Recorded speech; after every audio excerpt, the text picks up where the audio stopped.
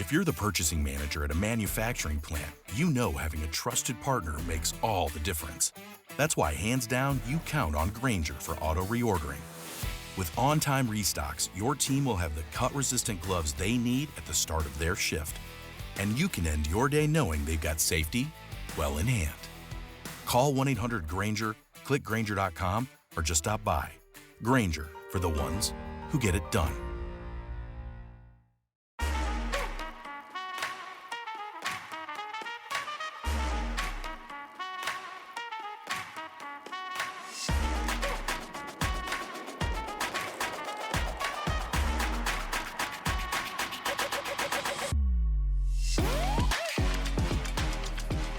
Hello, everybody, and welcome to another episode of Attack the Baseline, the WNBA podcast, where every episode we attack our baseline knowledge of the WNBA.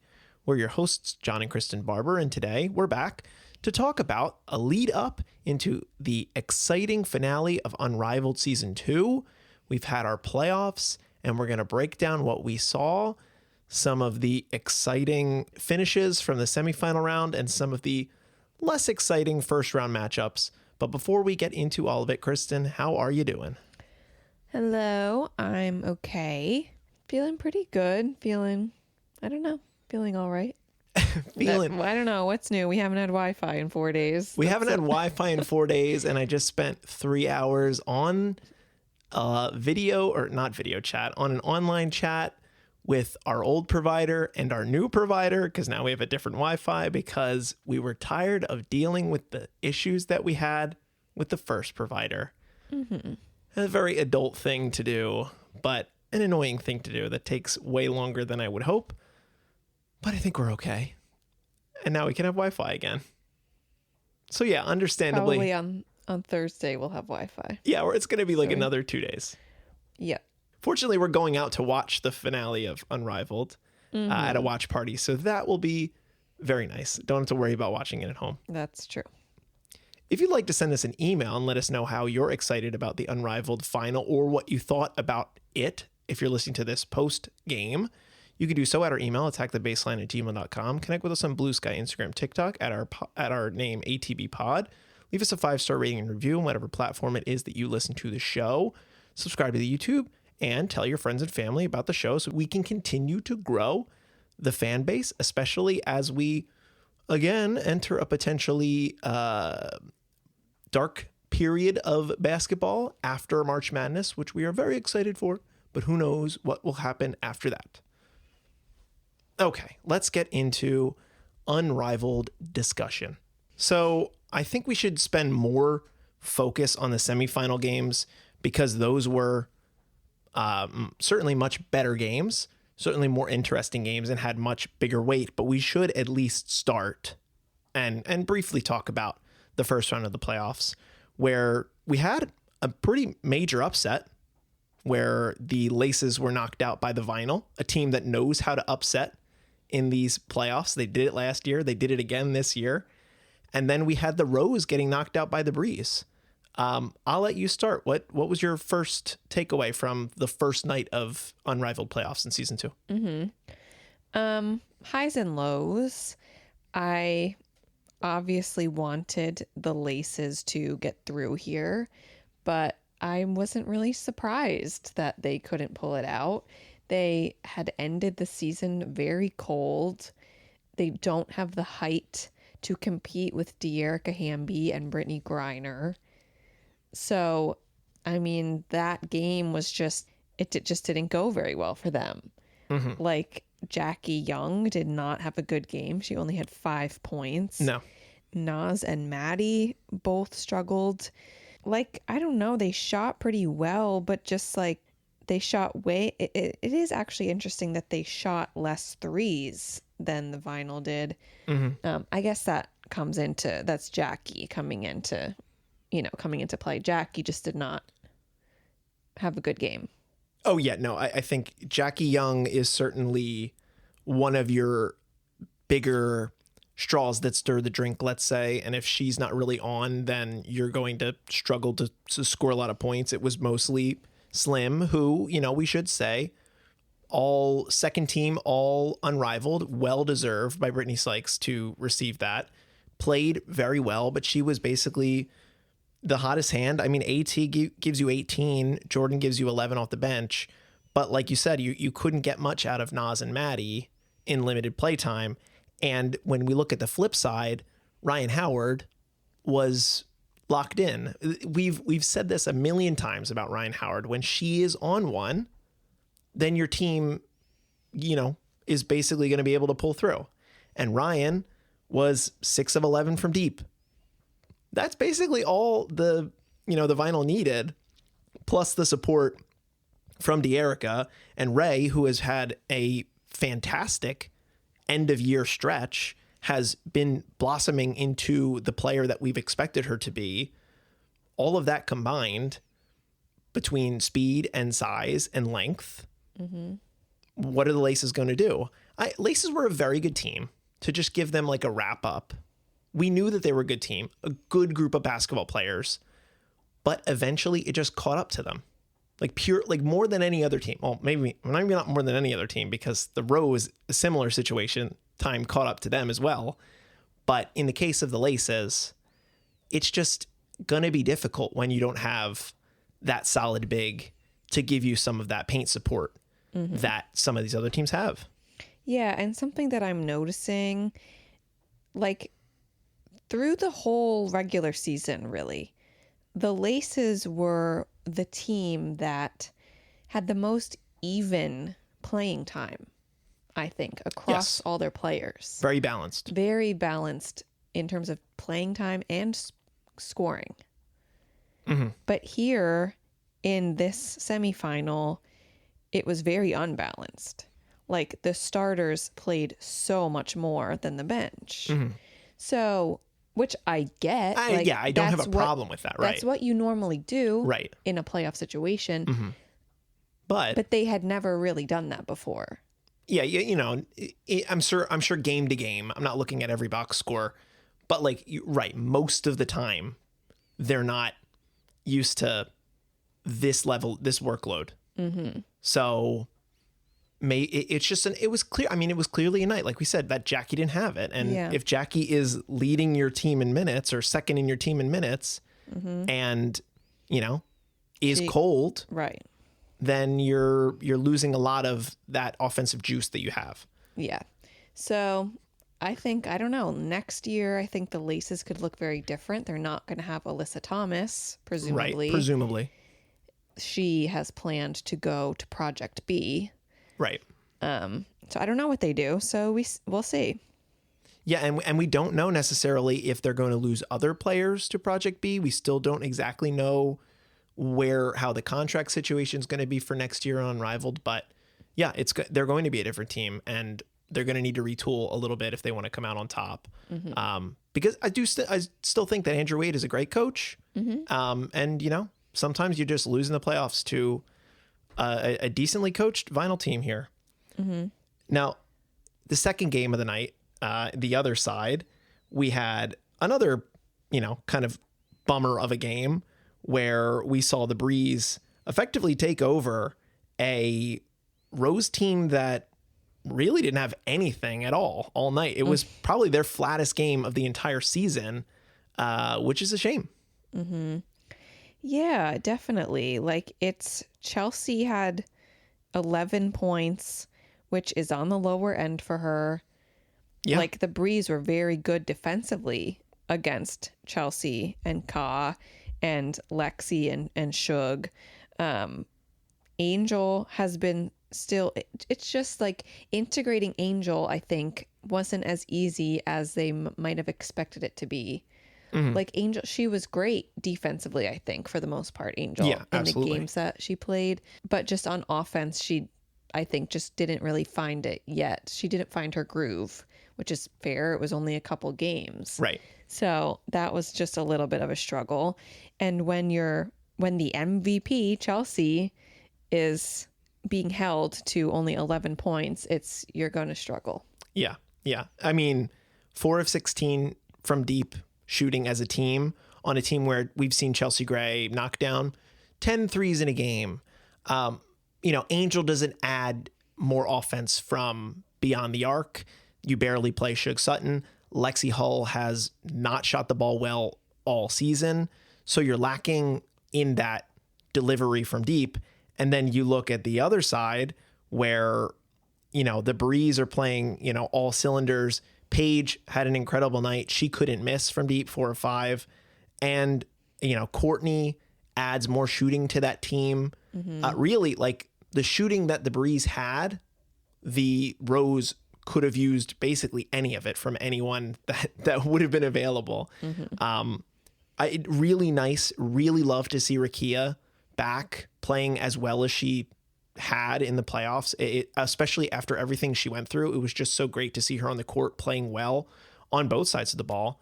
I'm sure we're going to talk about her a little bit more when we talk about the next round. But there's the culmination of the Breeze chemistry was on display with how Paige and Dami could play off of one another, and Paige could just lead the way. And they played five women, and they beat a team, a fully geared up Rose team. So the young ones got one over, and they very nearly found themselves in the finals.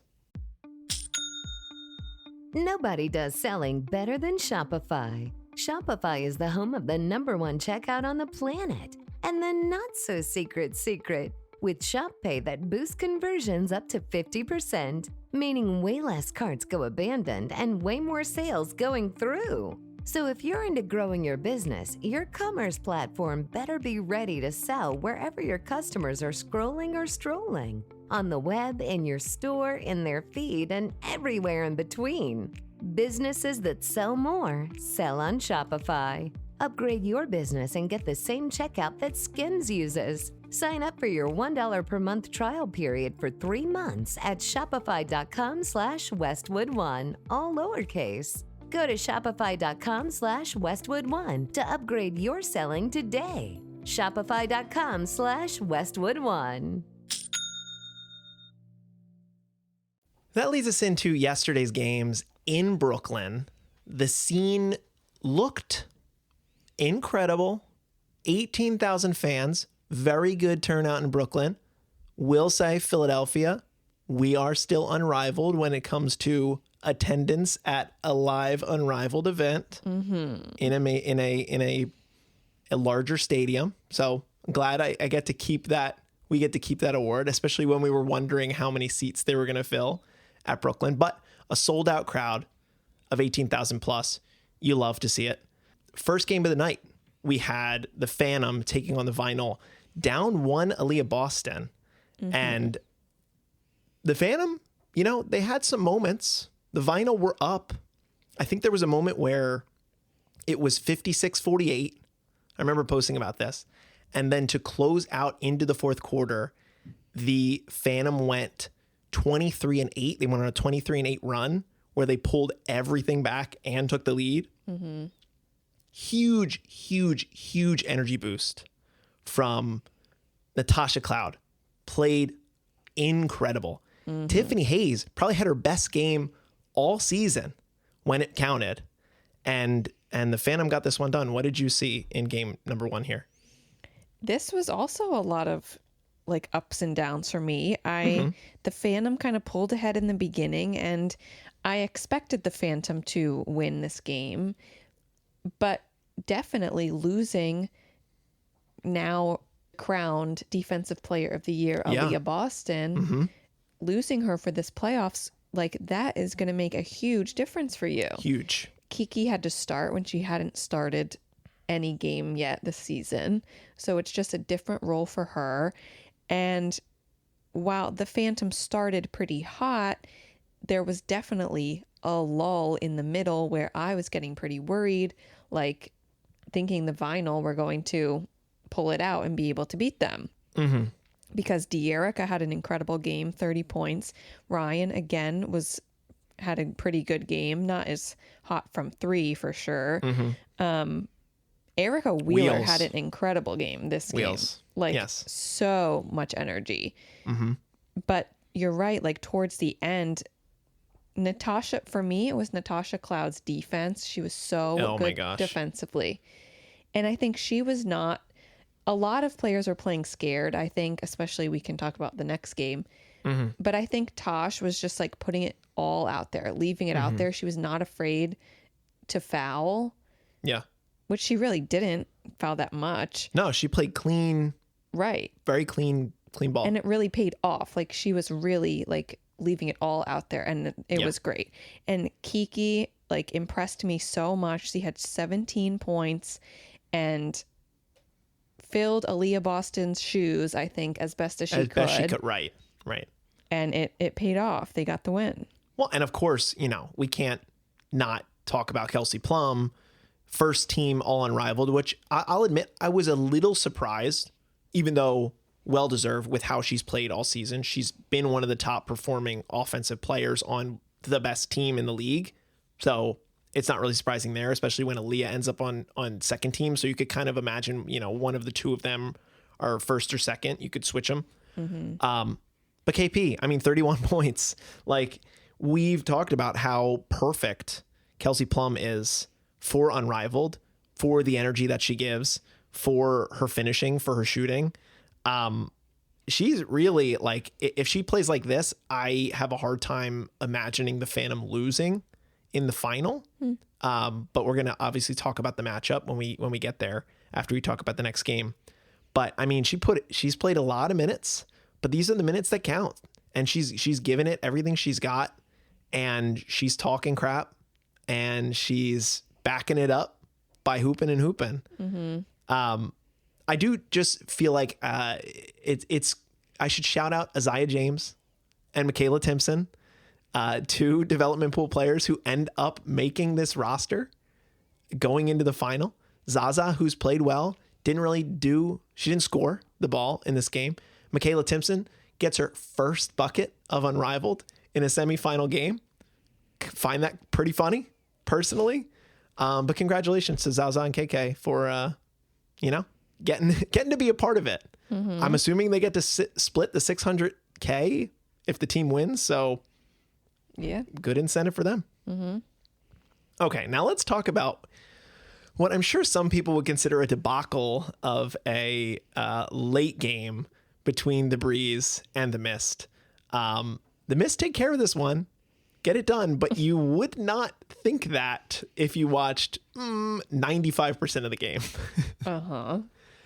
I'm still like in shock over this game. I know. It's still, I can't understand it. Yeah, there is just a bit of stolen valor. Just a bit of stolen valor by the Mist. It's so weird. It's so weird to me. Yeah, for sure. Like in my mind, they should have won, but watching this game, no, they shouldn't have. Well, on paper, going into the game, I felt very confident that the Mist were going to win this game, despite everybody, despite how much people were backing the Breeze, understandably so, with how well Paige has played, with how well Dom and Rakia have played. It was a good matchup. But I just felt like the Mist, who have been scoring in the 90s for the last 2 weeks, were going to get it done. And it took them literally down to the wire to close this thing out. Breanna Stewart, we should talk about her. On her home court, did not have it last night. She had, okay, did you look at the box score? She had, I'm looking at the box score now.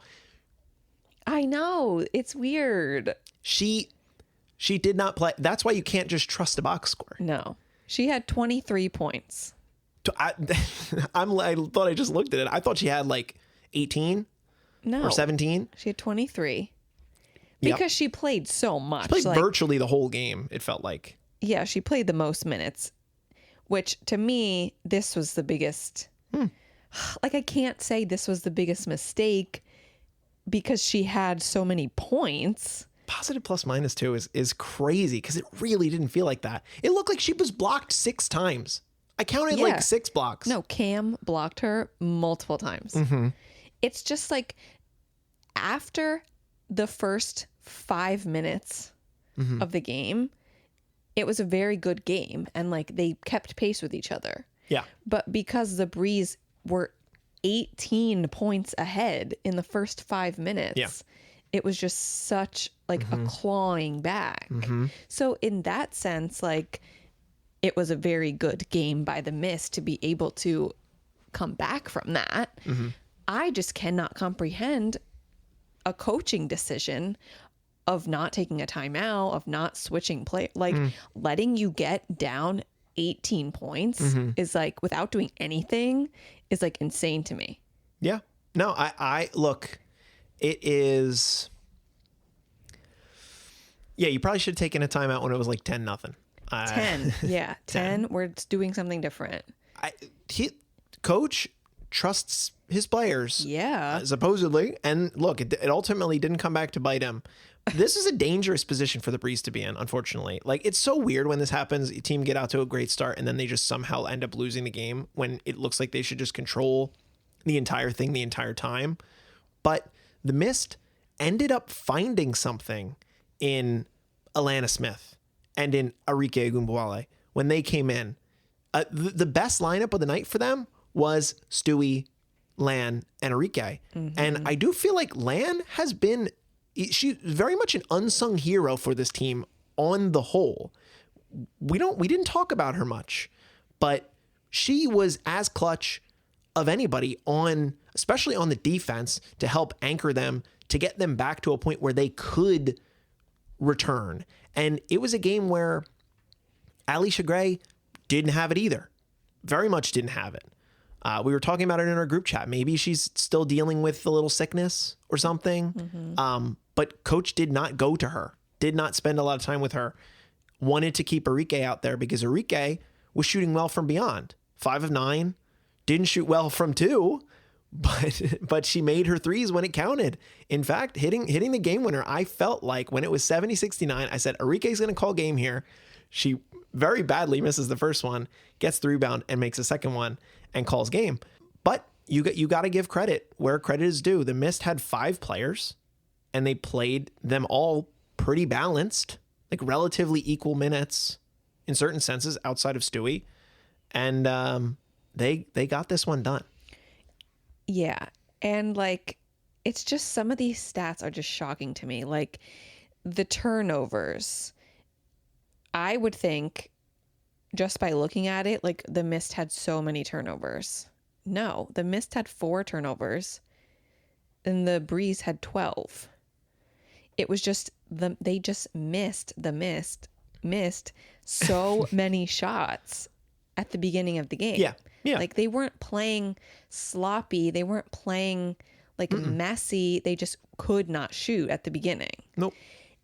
For me, it was the rebounds. The rebounds were huge. Like this is something they really need to figure out in the final, is getting more rebounds. The Mist had 19 rebounds and the Breeze had 30. Wow. Like, wow. That's a big discrepancy. Yes. Stewie could not get a rebound against Dominique. Yeah. That Domi really stood out to me in this game. Yeah. Like I would think that Stewie or Lan, either one of them, like was going to put up more of a fight against Domi, but Domi was just like so much better than them, rebounding, getting around them, passing around them. Amazing. Yeah, I think of a game full of very clutch shots by the Mist down the stretch there. I said this on Bluesky that I think the most critical moment for that Mist comeback was when Lan hit the 3 to give them the 70-67 advantage and put them within 3 points of the final score. Lan is a hit or miss 3-point shooter. I mean, she had some really, really huge ones. She made all 3 of her attempts from beyond the arc. And, I don't know how often this season at all she's attempted 3 threes in a game, especially making 3 threes in a game. So I really think she was my MVP for this Mist team. And ultimately, end of the day, Mist versus Phantom is the matchup that we were hoping for.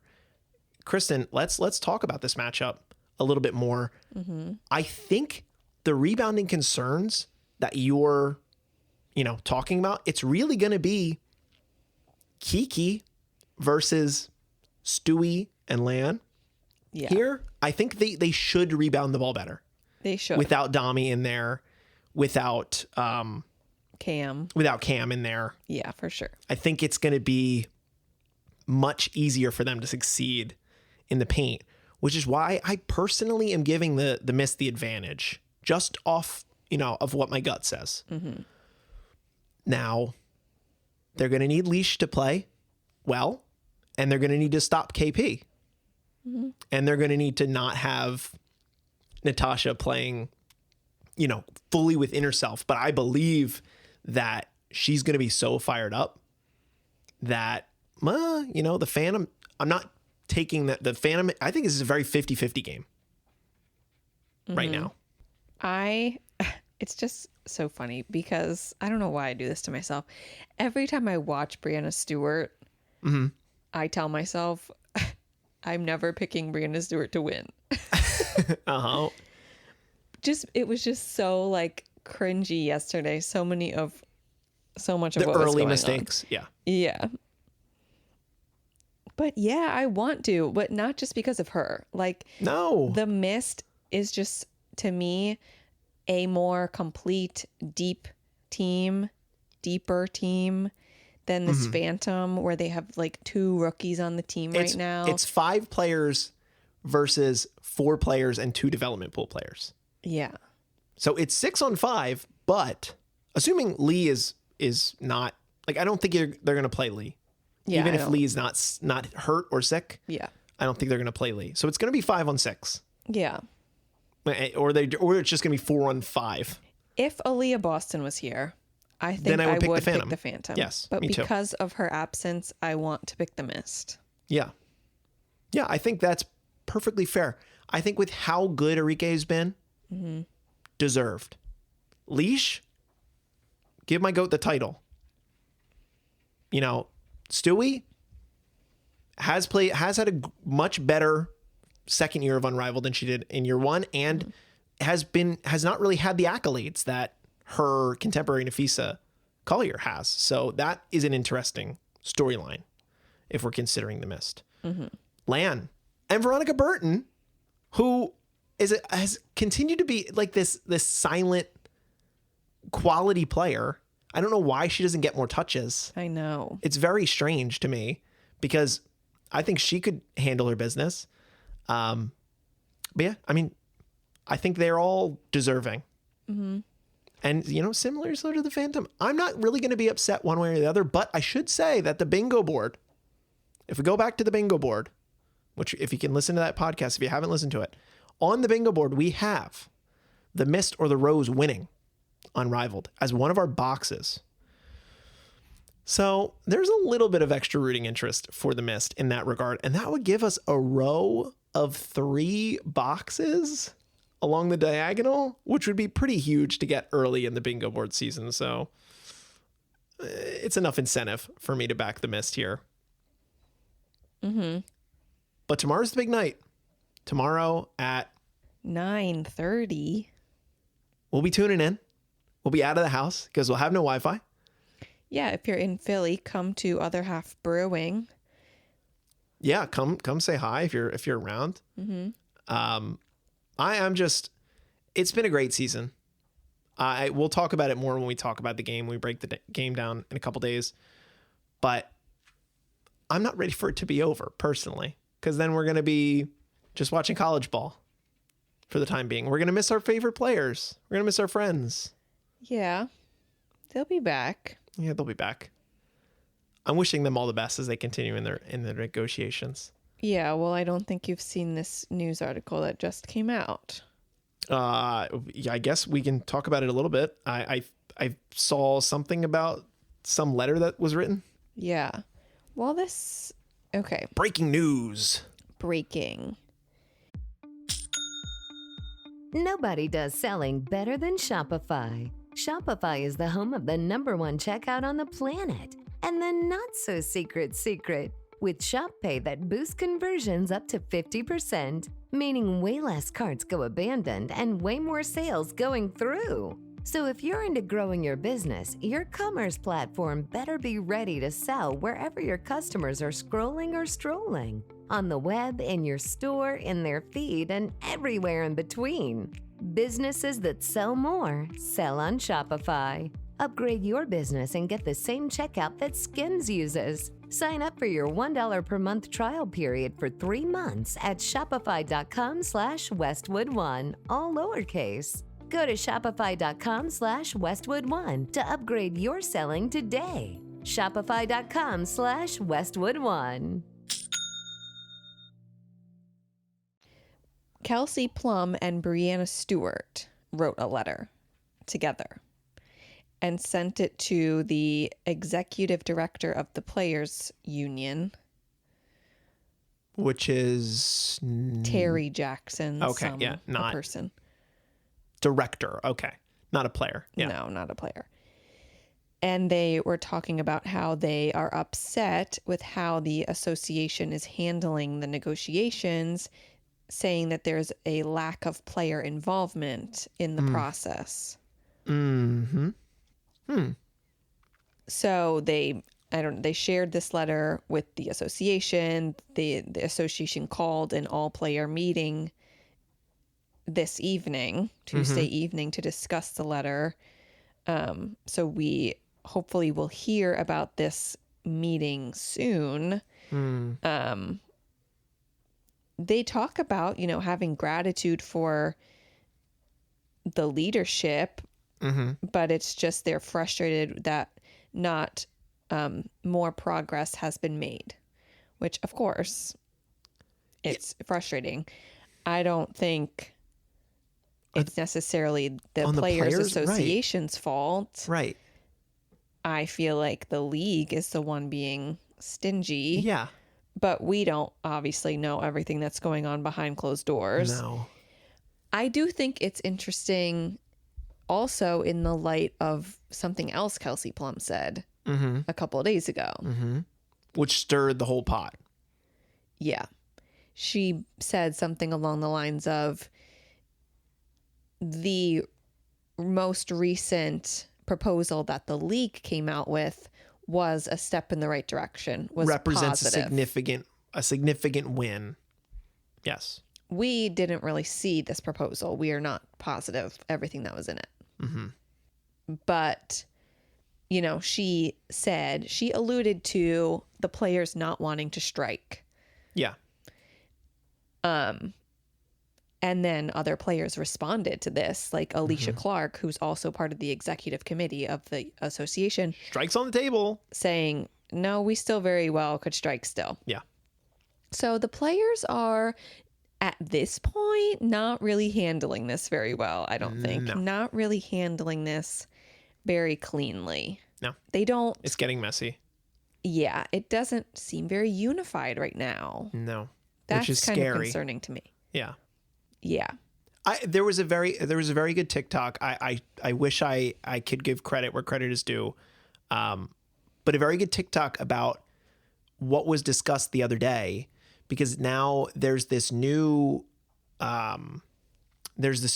concept that's being added to the potential negotiation where rookie players on rookie contracts who make a first or second team all W become eligible for a rookie max extension. This would include Paige Beckers, Caitlin Clark, who have already done it in their first 2 years being in the W.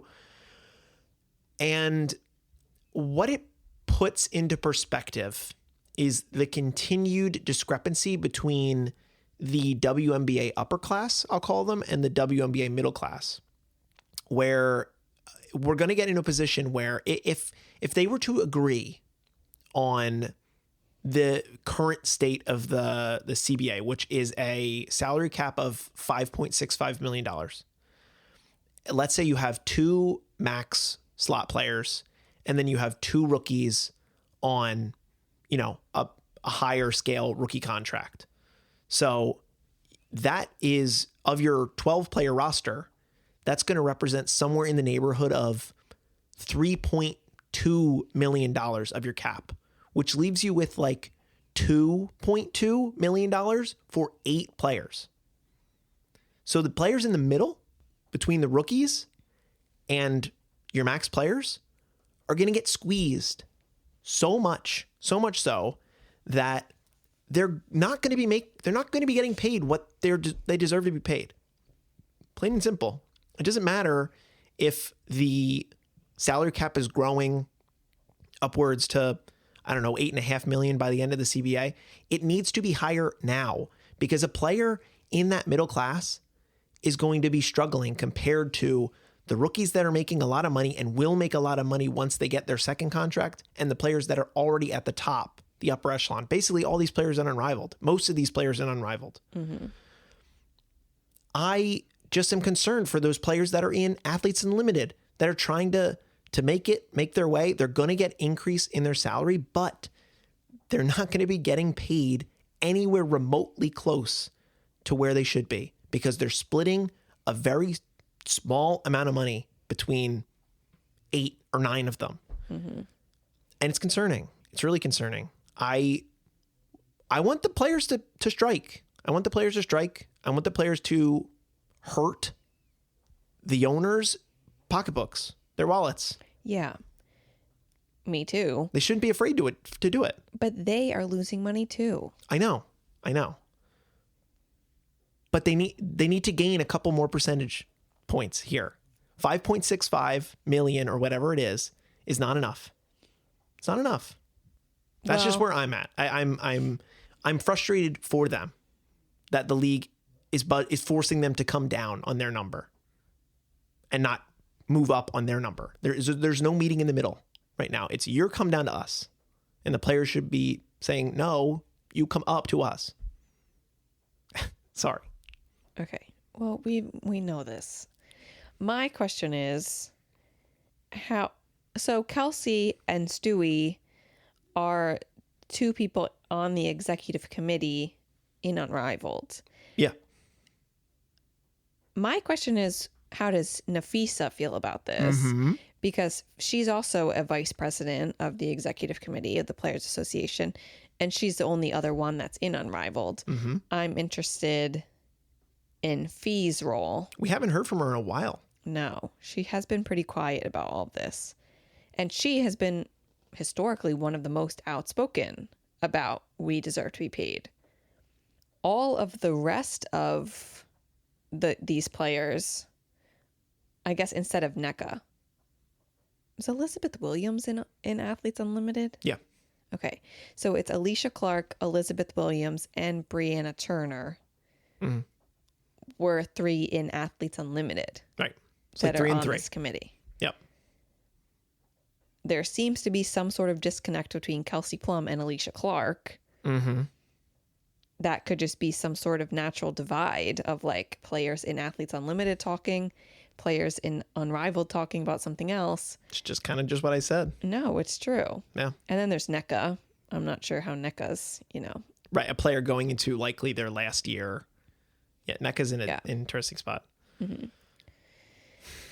But I don't know, we'll keep waiting. That's all we can do. Something has to happen soon. Doesn't have to, but something will happen soon, one way or another, before the 10th. This apparent deadline is 1 week. Right. The 10th. A week from today. So we'll have the final tomorrow, Unrivaled final, and then after that, we'll come back and talk about it, and maybe there'll be more news to talk about.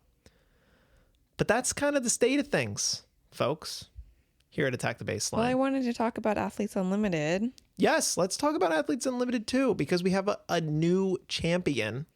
Yes, finally, Odyssey Sims was able to win Athletes Unlimited after placing second champion, is how they say it, in the previous 2 seasons. Demon. So big congrats to her. It was cute how they do this medal ceremony and how they name the champions of Athletes Unlimited because because it's 4 teams and they like name a champion from each team. So they have four champions, 1st through 4th. So our 1st through 4th place champions were Athletes Unlimited. Her name's Athletes Unlimited now. Yeah. Were Odyssey Sims, Anissa Morrow, Rebecca Gardner, and Tina Charles. Look at Tina. Yeah, Rebecca Gardner up there the entire time, slipped just there a little bit at the end. Anissa made a big climb, I think, to close things out. But I mean, it's very cool that Odyssey, comes second all these times and ends up taking home the hardware. And then they get to sign, what is it? The Book of Unlimited. Is the book of Unlimited or something? Is that what they call it? I don't know. They're like, you get to sign the book. I've never seen this before, but it's the top 10. I think write their names down. I guess it's top 10. Kind of like a Stanley Cup-esque thing. Just close out the top 10, 5 through 10, who ended up there. Okay. Because I had Ariel Atkins as the player that I was predicting to win here. She came in the top 10. Yeah, Natasha Mack, Caitlin Chen, Kirsten Bell, Ariel Atkins, Mercedes Russell, Sarah Ashley Barker. Nice. Finished pretty good. Natasha Mack won Defensive Player of the Year. Caitlin Chen won Newcomer of the Year. Very they cool. They don't say rookie, Newcomer of the Year. And some other fun stats. Kia Stokes had 7 blocks in the final game. That's crazy. Her career high in blocks in a game, I think. Something that's like a lot of blocks. It's a lot of blocks. And Kirsten Bell set the single season record for a number of threes. Hell yeah, dude. So these aces players can really show up. So good. An overall good season of Athletes Unlimited. I'm very happy for Odyssey Sims. Yeah, honestly, I'm very happy for Caitlin Chen. Caitlin Chen was a 3rd round draft pick, and she is has proven that she's a legit shooter. She's gonna stick in the league, which is cool. She's, I feel like she's gonna be this sort of beacon of hope for a player that gets drafted late in the draft. Like, yeah, you can end up like Caitlin. You just got to figure out what you're, remind the league what you're good at and excel at those things. And then you're winning awards your first year in professional basketball. So shout out to Caitlin Chen. Shout out to the rookie class for having multiple representatives in the top 10. That is a really, really great thing for the health of the league moving forward. That's all. I think. Okay. Well, then go enjoy the Unrivaled finale tomorrow as you're listening to this today, most likely. Again, you can send us an email, attackthebaseline@gmail.com. Connect with us on Bluesky, Instagram, TikTok at ATBPod. Leave us a 5-star rating and review on whatever platform it is that you listen to the show. Subscribe to YouTube. Tell your friends and family to listen. And get excited for March Madness. Be hopeful for some good news in negotiations. And we'll be back to discuss this finale and the bracket once we have the bracket in Selection Sunday, 2 Sundays from now. Kristen, I think that's going to do it for our episode today. As always, I'm staring at the baseline, and what are we going to do? Attack it. Attack the baseline. Thank you so much for listening, and we'll be back soon to talk about the end of Season 2 of Unrivaled.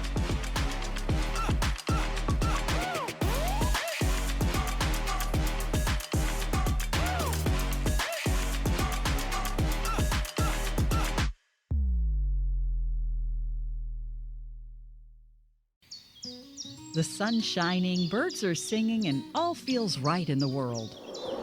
Until the season changes, and suddenly you lose your motivation to get out of bed. In fact, 1 in 5 people experience some form of depression, no matter the season or time of year. At the American Psychiatric Association Foundation, our vision is to build a mentally healthy nation for all, because we want you to live your best life and be your best you all year round. Please visit mentallyhealthynation.org to learn more.